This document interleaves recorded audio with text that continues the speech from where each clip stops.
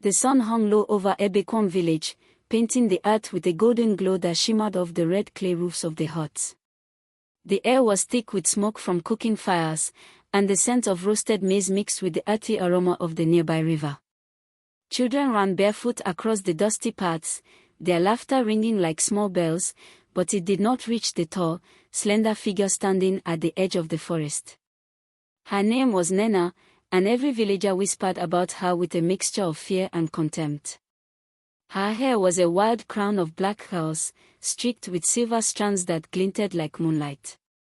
She wore a dress of deep indigo, hand-dyed and patched in places, the fabric flowing around her like shadows in the wind. Around her neck hung a string of beads, each carved with symbols no one dared ask her about. Her eyes, dark and sharp, seemed to see through the very souls of those who dared stare. Every morning, Nena walked along the riverbank, gathering herbs and roots, speaking softly to the plants as though they understood her. Mothers would clutch their children tighter when she passed, fathers would avert their gaze, and old men would mutter curses under their breath. "The witch," they would say. "She brings misfortune. She can see the future. Stay away from her."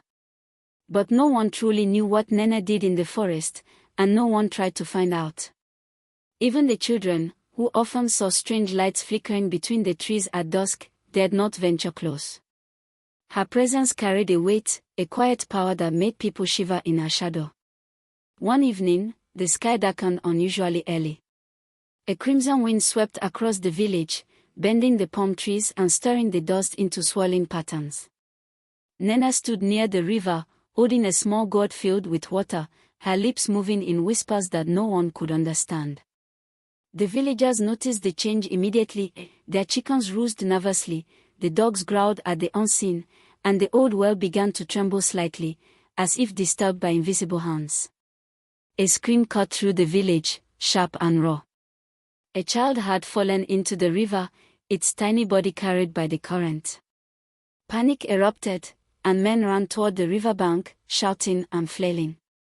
Without hesitation, Nena leapt into the water, her dress floating around her like a dark wave.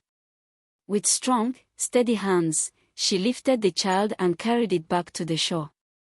Mud and water clung to her hair and dress, but her eyes were calm, resolute, like the river itself had guided her. For a moment, the villagers fell silent, the fear in their hearts colliding with awe. Then, slowly, murmurs began, "Perhaps, she is not a witch." Nena looked at them, her face calm, her lips curved into a faint, almost sad smile. "I have always sought to help," she said softly, her voice carrying over the wind. But fear blinds the heart, and rumors poison the mind. That night, as the village slept uneasily under a sky streaked with stars and blood-red clouds, Nena sat by her fire, sharpening roots and mixing herbs.